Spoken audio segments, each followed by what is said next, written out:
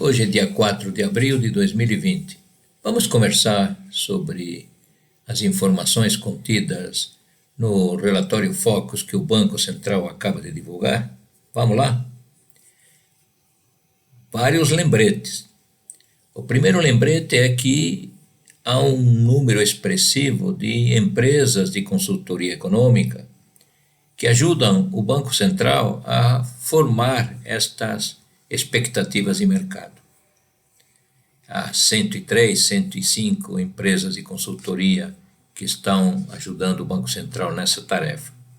E elas enviam suas expectativas com relação à evolução destas variáveis que estão aqui contidas no relatório Focus no último dia útil da semana imediatamente anterior. Dia 1º foi feriado, sexta-feira. Então, lá no site do Banco Central, você vai encontrar dia 30 como sendo a data deste relatório Focus. Só que o Banco Central divulga esse relatório na segunda-feira, no primeiro dia útil da semana seguinte, hoje, dia 4 de abril de 2020. Bom, esse é o primeiro lembrete.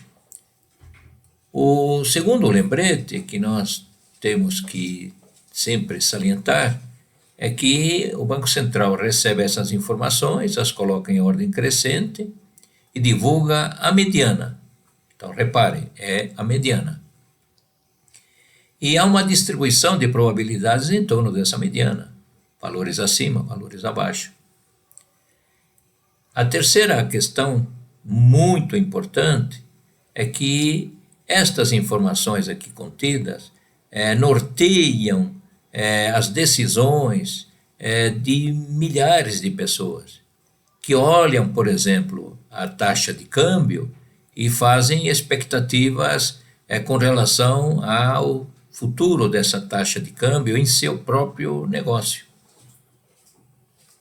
Outras pessoas, milhares de outras pessoas, olham a taxa Selic e formam expectativas sobre as suas decisões de investimento. Onde vão alocar suas poupanças? Renda fixa? Em que produtos? Renda variável? Em quais empresas? Então, estão reparando, são informações extremamente importantes. Taxa de juros, taxa de câmbio.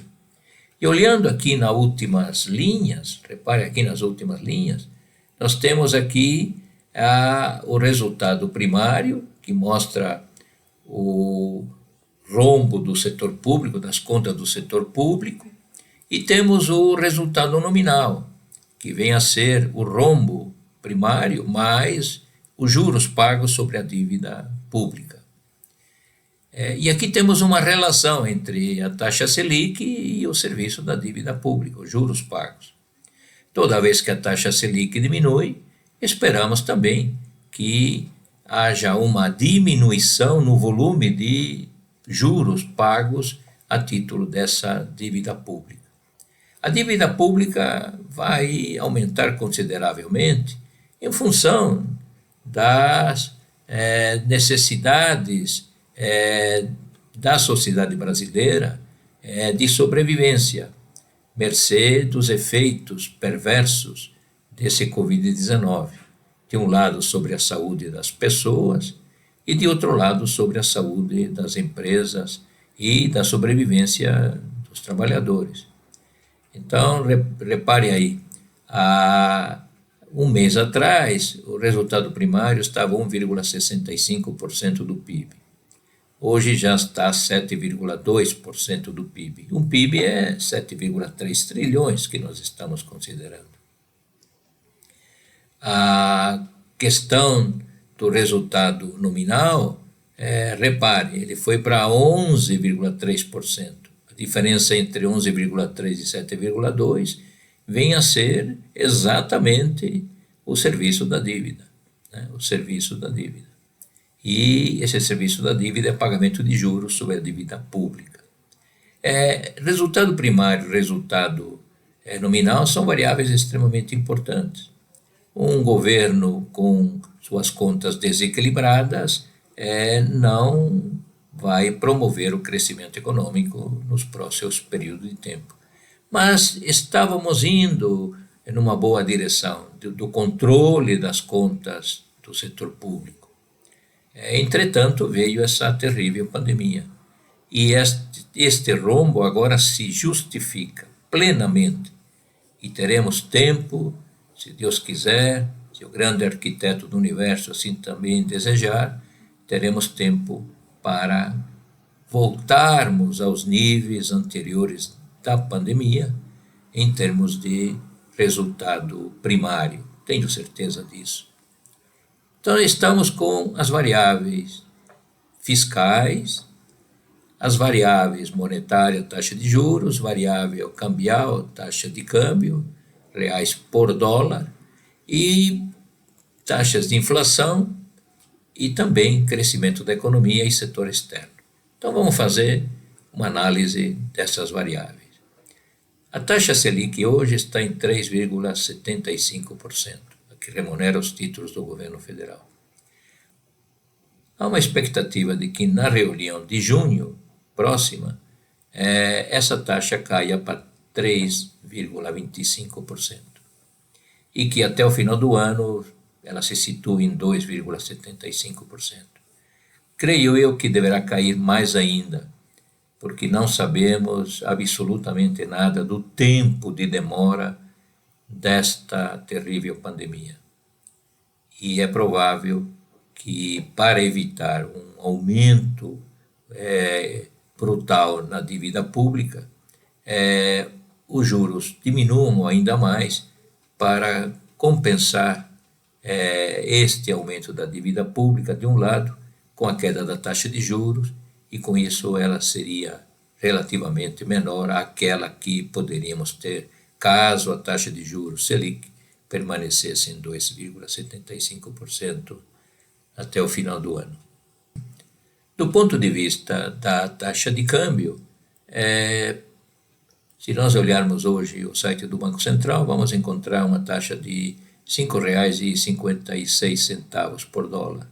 Aqui a previsão é uma taxa de câmbio de R$ 5 por dólar até o final do ano. Essa é uma variável extremamente relevante, mas difícil de ser prevista. O dia a dia do comércio exterior, o dia a dia da entrada e saída de dólares do Brasil, de um lado pela Bolsa, através da venda de ADRs lá em Wall Street, de outro lado pela saída propriamente dita de investidores que estão procurando outros países para investirem suas poupanças. Enfim, há um conjunto de decisões que tornam difícil esta projeção da taxa de câmbio. Nós temos, adicionalmente, que olhar o setor externo, e aqui temos uma boa previsão para a balança comercial positiva, 42 bilhões, uma conta corrente de 38 bilhões de dólares negativa e um investimento estrangeiro direto previsto em 70 bilhões de dólares. Não temos maiores problemas na balança de pagamentos neste momento do tempo. Com relação aos índices de inflação, nós temos o IPCA nos últimos 12 meses, está em 3,3%. Vai haver um volume enorme de aumento na taxa de desocupação, e toda vez que a taxa de desocupação diminui também a taxa de crescimento dos preços, menor demanda.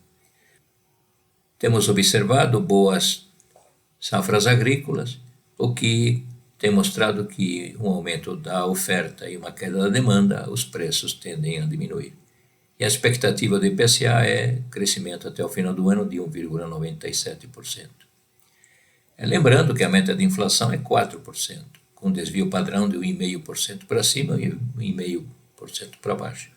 Ou seja, este ano é provável que a taxa de inflação medida pelo IPCA se situe bem abaixo da meta prevista de inflação, meta essa dada pelo Conselho Monetário Nacional.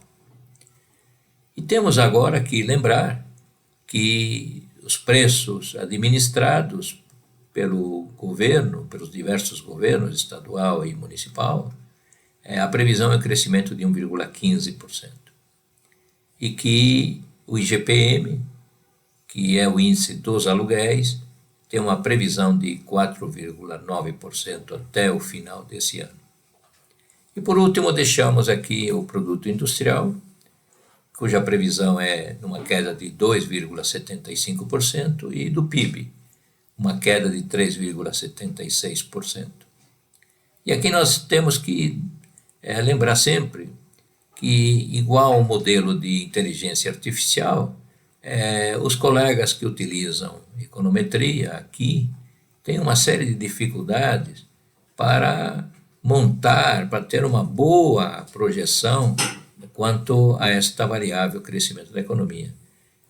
Todo dia, toda semana, temos que incluir novas informações das economias mundiais, das economias com as quais o Brasil mantém forte intercâmbio, temos que municiar estas equações com outras variáveis.